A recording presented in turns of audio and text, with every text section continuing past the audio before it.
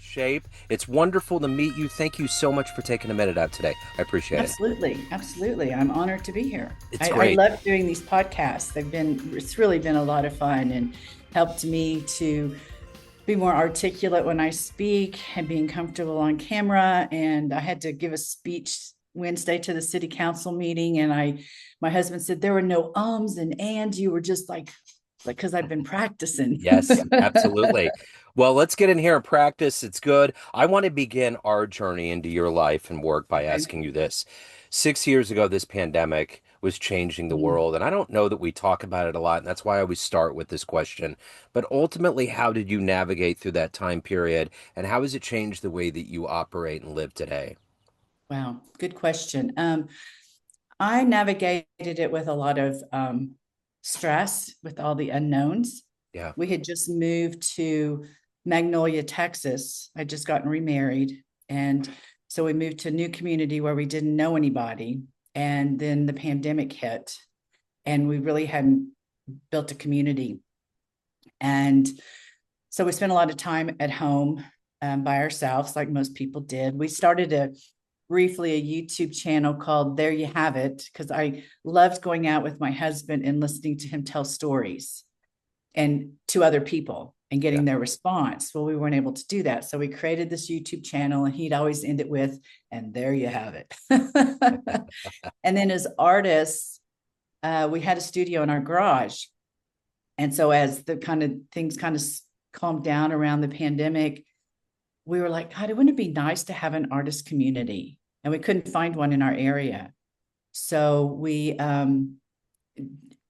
things just kind of happen sometimes for me when I'm open to receiving. And this piece of property went up for sale, and we bought it, and we were able to build and create an artist community. We had 7 studios and a gallery. And so it still felt we had our own space, but we had the energy of other people around us as we were still navigating the whole COVID thing. So um, it also helped me realize the importance of community. And I I was very hesitant to going onto Zoom Yeah. and having Zoom calls and meeting in groups with Zoom. I was like, I'm not going to do that. This is ridiculous. And over the last few years, I've gotten involved in more groups, and I love the Zoom format. I lead my own Zoom calls now around emotional intelligence and feelings. And so I love the flexibility now that Zoom has, that I probably would never have explored had COVID not come about, and that was just everybody's option. Yeah. So it's sometimes the thing we resist the most is actually the thing we enjoy the most, That's right? it. That's it. That's totally right.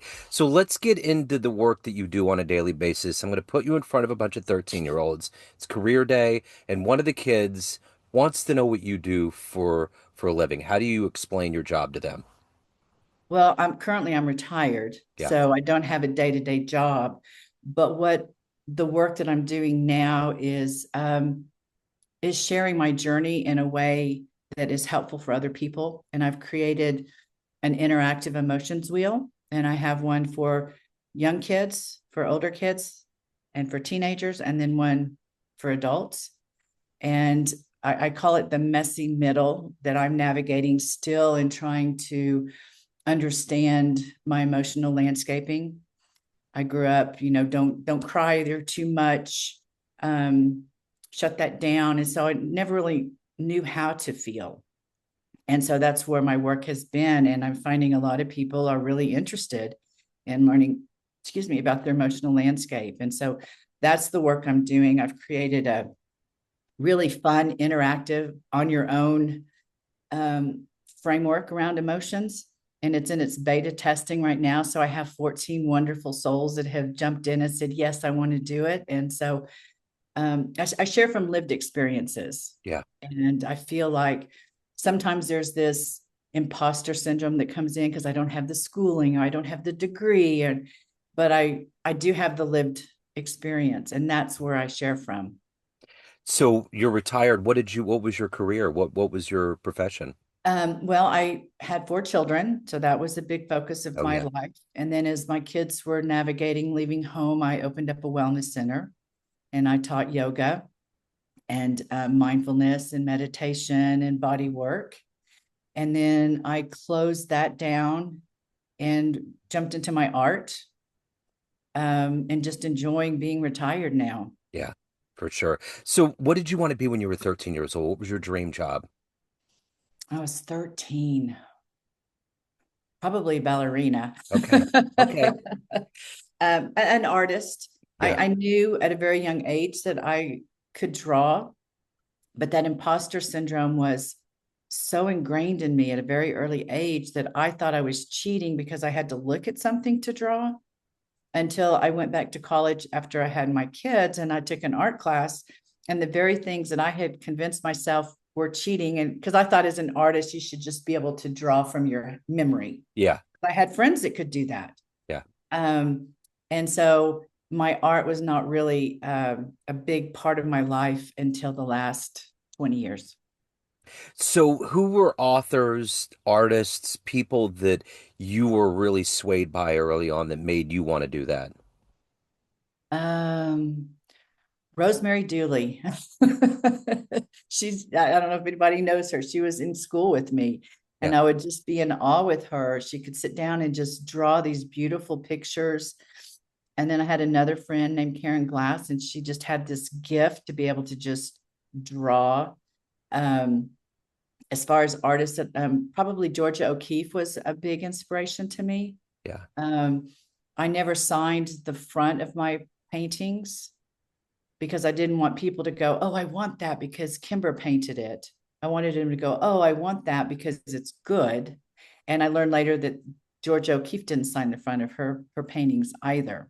So At uh, all. mm-mm. Wow. Even her sculptures, and in her museum, it's interesting. They have one of her big sculptures backwards because Wow. her name is on facing the front. Well, that's the back of the sculpture because she never signed the front of her pieces. Wow. That's Yeah, wild. I, yeah. I remember in high school painting that cross painting because we were like we were trying to replicate and try to see we were trying to do paintings from masters. And I don't know if you remember with the big black cross and it has just little shadows of like color behind it. I don't remember that. Yeah. Yeah, it was wild and I remember picking that out and it was fascinating on so many levels. But I thought, see, for me, I'm a visual artist and for a long time I didn't want to have my signature come out, so I would just use the end of my brush in the paint. So you would really have to look in there and see it. Yeah, So, yeah. yeah. My art teacher in college would make me sign the front, and I'd be like, "But I don't want to sign the Yeah. front. It's my piece. I want to sign the back." Yeah. So Yeah, it's wild how those yeah, little details come out. So, who has been that inspirational force for you in your life that helped you navigate this love of art and writing and wellness and to get to this point where you've done this concurrently throughout your life? I think I was inspired more by those who around me who weren't doing the work. Yeah, It wasn't that there was one person and I said, "Oh, I want to be like that person." It was more like, "Wow, I really don't want my life to look like that," or yeah, I want to do better. And then there's my daughter. My daughter has really been a great teacher and an inspiration to me. Um, the way she shows up, she's a force to be reckoned with. And so she's inspired me a lot to just go for what I want instead of what I should be doing, just by observing and watching her. Glennon Doyle wrote a book that really opened my eyes. It's called oh, I can't remember the name of it, but she talks about, we are conditioned as women to believe that in order to be a good wife, a good mother, a good daughter, a good sister, a good friend, we have to self-sacrifice.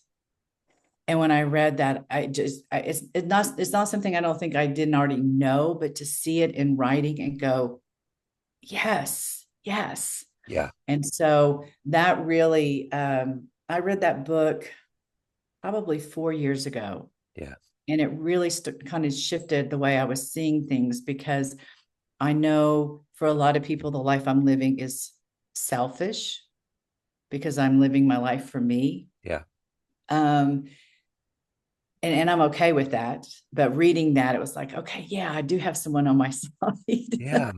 Because I moved out of the country and I have grandkids and I Yeah. have children here. And I had people go, oh my gosh, how can you leave your grandkids and your kids? And I'm like, they're living their lives. Yeah. And it's time for me to live my life. You Uh-huh. know, we have this short window between when our kids leave and maybe when our parents need us or where we're not able to. And so now it's my time to kind of figure out, and I have been these last 20 years have been about figuring out who Kimber is and what does Kimber want and not what Kimber should be doing. Yep. What does Kimber really want?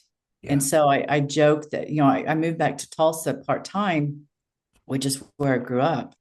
And I never thought I'd come back to Tulsa.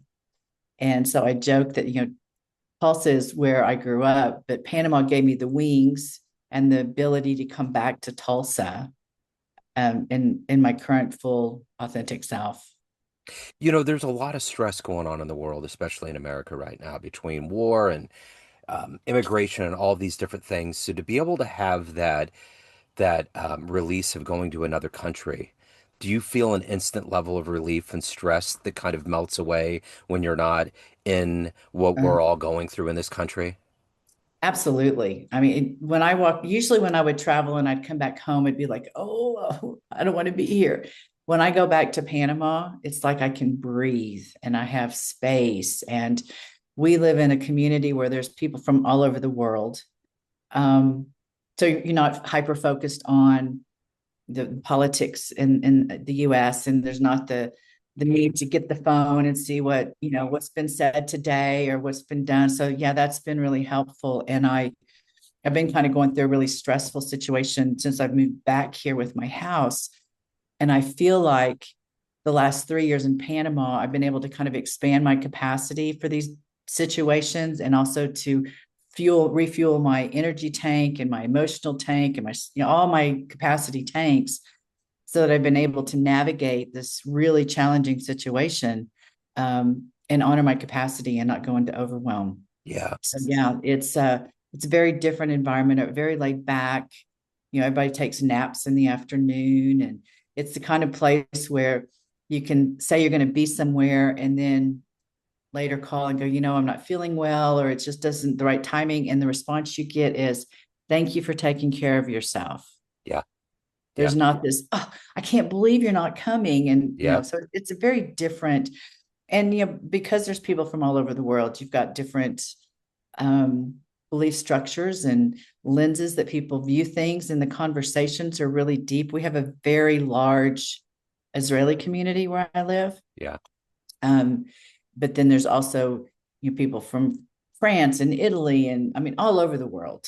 And it's really interesting to have friends. I started pickleball down there and we'd have 7 different languages on the court at any one time. It That's was a great. lot of fun. Yeah. So take me, where were you born and raised? I was born in Dallas, but I moved to Tulsa when I was 2. Okay. And I lived Okay. in Tulsa until I moved to Texas when I was 22. I'm always interested in the early things. By the time we're three, a lot of things are set in motion for how Mhm. we perceive the world, whether it's conscious or subconscious, and how we kind of go on. What were those seeds that were planted early on in you that gave you this wonder, this creativity, this love of the arts, this love of seeing different lands? What do you think was planted that ultimately evolved into where you're at today? I think it had a lot to do with all the restrictions that were placed on me growing up Yeah. and being able to find that freedom uh, to move around. And I didn't really start traveling internationally until probably 20 years ago. And I had a lovely business partner, and we used to take women on trips around the world. And she was very well traveled. And so I felt very safe and comfortable traveling around the world with her and these other women. And so curiosity has been a real big part of my life lately. I know people say, oh, curiosity killed the cat. I found a quote somewhere that the rest of that is curiosity may have killed the cat, but satisfaction brought her back. And so curiosity has been kind of my guidepost. Yeah. I'm really curious about things. I try not to judge something. I know some people are very like, oh, I'm not going to that country. That's a third world shithole country, instead of actually going and experiencing it. Uh-huh. And I get that from some of my family because I am in Panama and they know nothing about Panama. Yeah. Yep. Yeah. You know, one of my aunts told me one time, she goes, well, you know, nobody's going to come see you. And I said, well, that's not why I'm moving down there. Right. That's Right. not why I'm moving down there. Yeah. So, Yeah, my stepdaughter is part Panamanian, so I've experienced a lot of trivia and a lot of things throughout the years. There's a big musician in jazz too. Danilo Perez is from there, and I've interviewed him, and he's glowed about, I mean, I think most Americans would only really know about the canal and that, not much yeah, more, right. And I'm about 5 hours from the canal. Okay.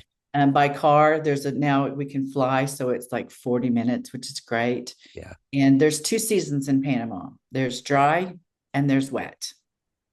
So the dry season lasts January, February, March, and then the rains start in April and the wind shifts. So when the wind starts coming off of the ocean, that we're entering into the wet season. And then my favorite time of the year are when the whales come down and they Wow. have their babies. And so I can sit on my back porch and the whales and the mamas play down in the cove Wow. from down from my house. And then you go out on boats, and whale watch, and they're magical creatures. I just listened to a book about it was about wildlife, but there was a big section on whales, and they were talking about how the first time they put CDs in National Geographic audio, it was whale sounds, and how that sound got proliferated, and how they explained how the sounds they make, and just the amount of food they have to eat every day, the way they Um, are. There was a story at one point where they were talking about this pack of whales, and it could have been killer whales or blue whales. They went around this rock where the seal pup was, and they went up and they grabbed it, and they literally swam it to another location. You would have thought they were gonna go for the food, but there was a level of them that they were talking about how they're playful. There's a level of them. They Interesting. researchers still don't know why they would move this seal pup, but they Yeah. did, and it's really cool. Yeah. Yeah. It's Yeah. it's pretty amazing. I've just started surfing. And my surf instructor was telling me one day she was laying out on the board. She kept hearing this noise and she thought it was her boyfriend. And then they both realized at the same time it was the whales Wow. noise coming up through the ocean. That's Yeah. amazing. That's cool. So, being a writer, you have to delve into parts of your life, and you talked about early on, like things, it's like the anti-hero was just as potent as the hero. And we have to unearth all of these and unpack all these things from our lives. Mhm. How has that process been for you? Has it been cathartic? Has it been a recharge? Has it been difficult to do that? What's been kind of the synopsis of having to relive your life? Um, no, actually, it's been very healing for me. And I started like telling stories from my life. And then with the help of AI, I'd say, okay, retell this not from a place of a victim, but from a place of empowerment, because we tend to tell a lot of our stories from a place of being a victim. And it would rewrite it, and I'd read it and I'd go, wow, that is so much more powerful than the way I had written it. So, starting to see some of like to give you an example, I used to say that I stayed in my marriage as long as I did for my kids.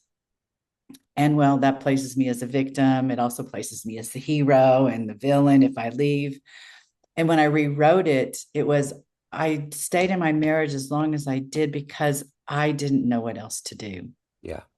And so it changed the whole. So I had my husband do it too for a while, and it was really helpful to just tell our story the way we normally our default mode of telling a certain story, um, and then rewriting it from a place of empowerment. And another one that I did was I would say that my ex-husband, he wouldn't let me go back to school, so I wrote out that story.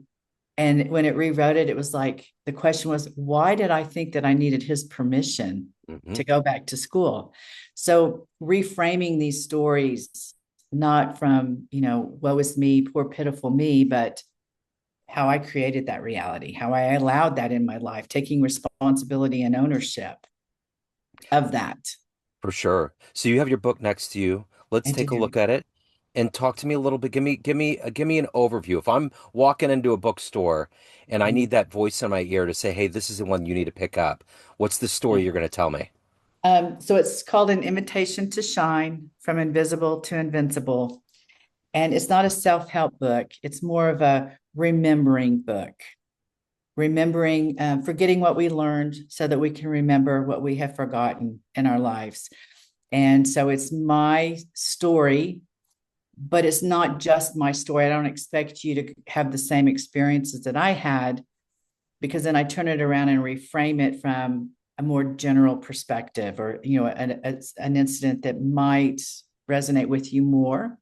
It's in three sections, and the first section are just kind of general everyday occurrences that I think a lot of people can relate to. The second section is about dating in my 50s, getting back into the dating world and discovering my sexuality through sacred sexuality, tantra, um, BDSM. Little. I was very curious. Yeah. And then the last section is about my work with plant medicine. And that curiosity started about 20 years ago and has definitely been a huge shift in my mindset, in my the way I show up, the way I see things. And so, yeah, so the stories are there to kind of make you go, she did what? So you want to read it. Yeah. And then I kind of turn it around so that it's more applicable to, your situation. Yeah, there's all these taboo things that go into how we're supposed to do it, why we're supposed to do it. But by the time you're over 50, you have a more refined notion of what you want in your life. I heard someone the other day say there's three main partners you'll have in life. The first one is the one you fall in love with. The second one is the one that you have children with. And the third one is the one that you really connect with. It's the true love, right? Right. And if society has its way, you're going to chop out possibly two of those. And then you aren't going to figure out your sexuality. You're not going to figure out these dormant desires that society wants to hammer down. You're not going to discover the medicinal miracles that Native Americans knew about and got quashed because big pharmaceuticals. I mean, there's a whole line of Right. things and lies that were shoveled our whole lives to believe, and it hasn't benefited anyone. We have the lowest rates of mortality and health in the entire world in America, and we're supposed to have the best healthcare system ever, right? Right. Like it's Right. just weird, Yeah. all of You it. know, we're the only country that does advertisements for pharmaceutical drugs. I know. Isn't that crazy? I know. It's And like yeah, even lawyers, they never used to advertise for law, you know? And all of yeah, this, it is weird. I heard that a few years ago. Something was brought up on a podcast and I was like, that's weird. So it's like we got rid of cigarette ads, but then we replaced it with all yeah, of these things.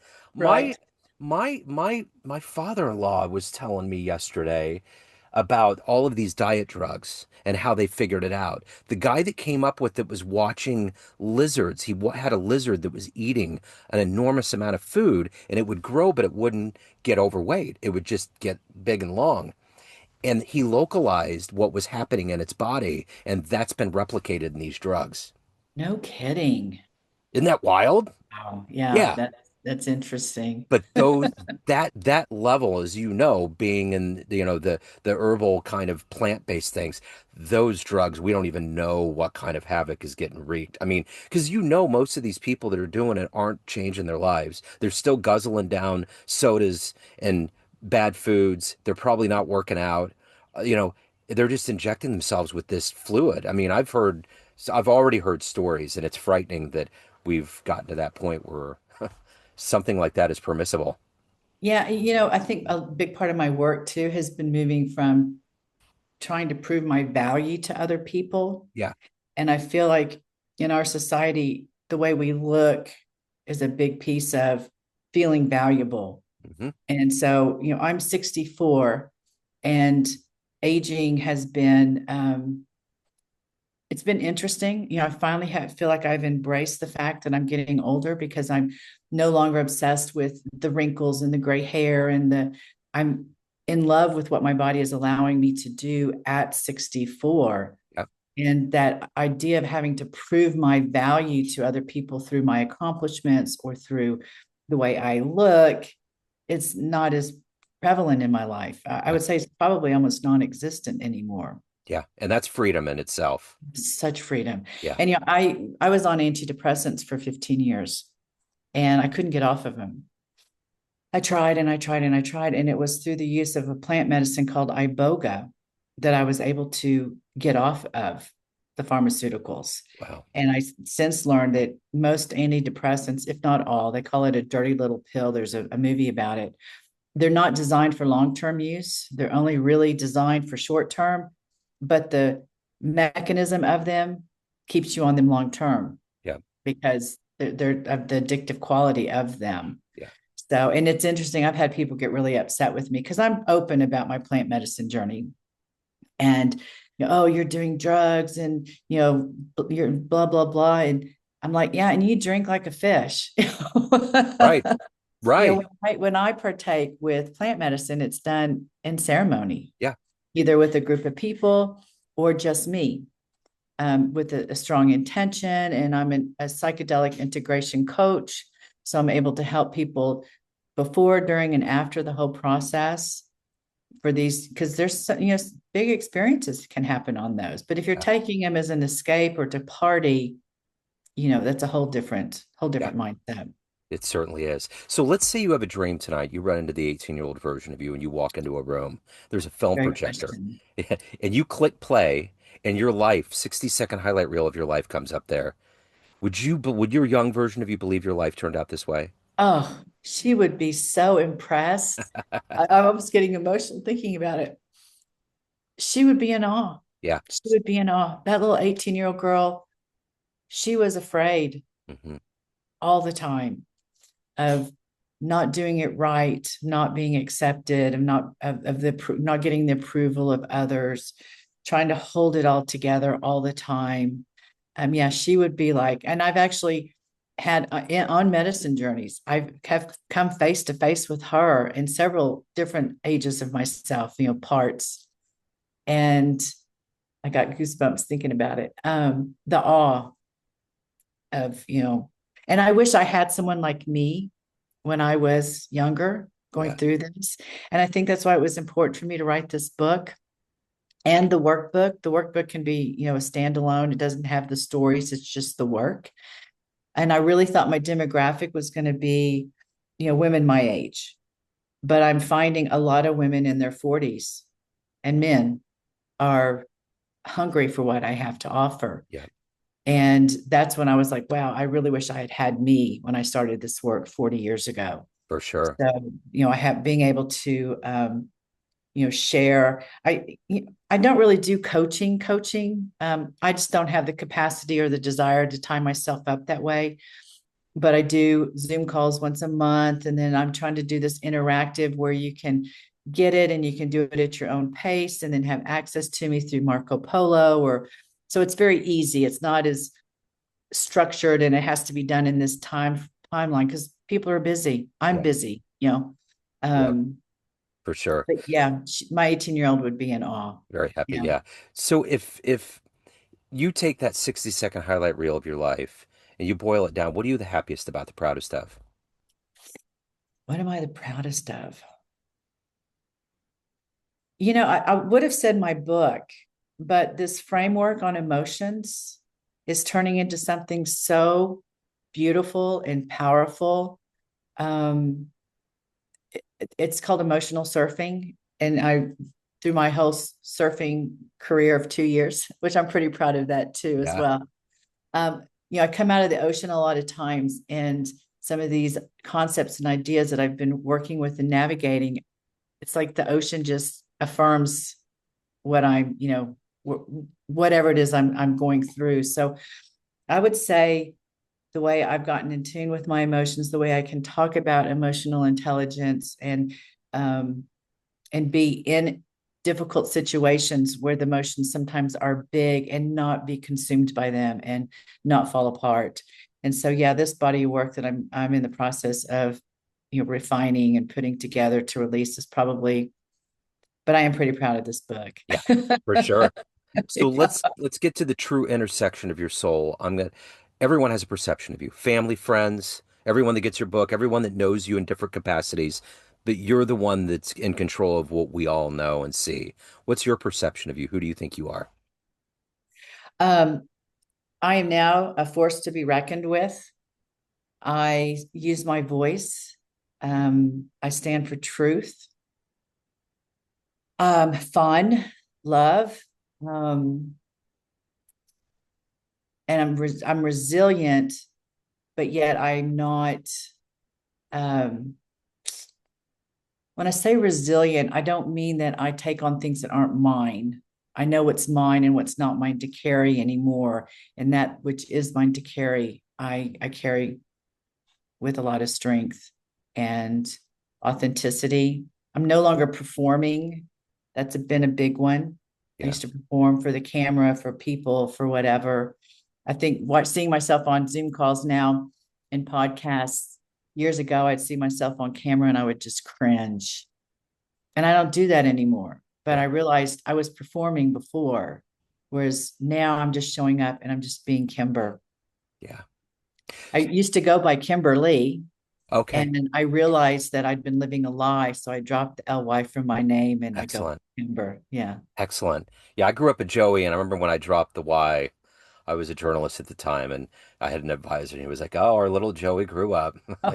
Because there's levels of you that need to Yeah. migrate and find your own voice. It's kind of like theology. I've been asking a lot of people this whenever spirituality comes up, and you know this coming from Oklahoma and the Bible Belt. We're fed and fed and fed this doctrine that we don't know anything other than that's what we've been fed. But our own spiritual journey is all these experiences of like seeing the Grand Canyon or surfing in Panama that brings you to that place where you know there's a creator. There's a benevolent force that's in our lives that's much bigger, and you're never going to read that in the Old Testament. You're only No, going you to, know what? Those experiences I'm finding are things that bring awe, but put us into a state of awe. And I had an opportunity with my mother to bring her into a state of awe watching a program. And within that state of awe, I was able to access a part of her that I hadn't seen in years. yeah, And so, in that, I can bring myself into that state of awe just by going on a walk, looking at a flower. It's kind of a mindset to see the beauty in things and bring you into a state of awe. yeah, for sure. So if anybody wants to pick up your book, anybody Yes. wants to reach out, any of the good business that's going on, where do they go? My website is Kimber Hardick, HARDICK.com. Yeah. I'm on social media as Kimber Hardick, Kimber Ogle Hardick, Instagram, Kimber Living Life. But everything's on my website, and it's kimberhardick.com. Yeah. Thank you for taking a minute. And I find what you're doing to be rare and to be full of courage. I think it takes bravery to do what you're doing because it's so easy. Well, before Dennis Miller got to be kind of a lunatic, when he was a good comedian, he talked about how when you get older, you get to a point where you go into the ocean and try to resist the waves coming at you, and then by the time you get older, you just let go. And you're Yeah. doing the exact opposite. And I love these stories. So thank you Yeah. for your story. Thank you for imparting all of this wisdom for the audience. I really appreciate it. And best of luck with everything. Thank you so much for having me. Yes, it's been